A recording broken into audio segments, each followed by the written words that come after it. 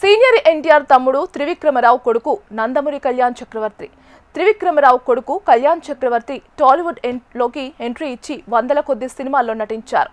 హీరోగా, క్యారెక్టర్ ఆర్టిస్ట్గా ఇలా ఎన్నో సినిమాల్లో నటించి మంచి గుర్తింపు సంపాదించారు.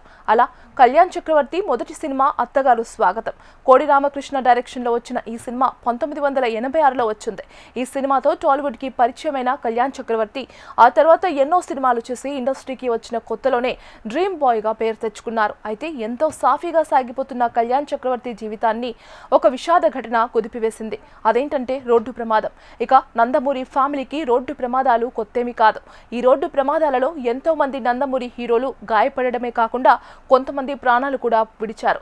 అయితే వీరికున్న శాపం ఏంటో కానీ నందమూరి ఫ్యామిలీలో చాలా మంది రోడ్డు ప్రమాదంలోనే మరణించారు. అలా జూనియర్ ఎన్టీఆర్ తండ్రి హరికృష్ణ, పెద్ద కొడుకు జానకిరామ్ ఇలా కొంతమంది రోడ్డు ప్రమాదంలో మరణించారు. అలాగే ఎన్టీఆర్ కూడా ఎన్నికల ప్రచారంలో పాల్గొన్నప్పుడు రోడ్డు ప్రమాదం బారిన పడ్డారు. ఆ సమయంలో ఎన్టీఆర్ చనిపోయేవాడు, బతికాడు, తీవ్రంగా గాయపడ్డాడు. అయితే హరికృష్ణ ఫ్యామిలీ మాత్రమే కాదు, సీనియర్ ఎన్టీఆర్ తమ్ముడు త్రివిక్రమరావు ఫ్యామిలీ కూడా రోడ్డు ప్రమాదం బారిన పడింది. అలా ఆ రోజు జరిగిన యాక్సిడెంట్లో త్రివిక్రమరావు కొడుకు కళ్యాణ్ చక్రవర్తి సోదరుడు హరిన్ చక్రవర్తి మరణించాడు. త్రివిక్రమరావు తీవ్రంగా గాయపడ్డాడు. రోషన్ మేకా నటిస్తున్న ఛాంపియన్ మూవీతో కళ్యాణ్ చక్రవర్తి టాలీవుడ్లోకి రీ ఎంట్రీ ఇస్తున్నారు.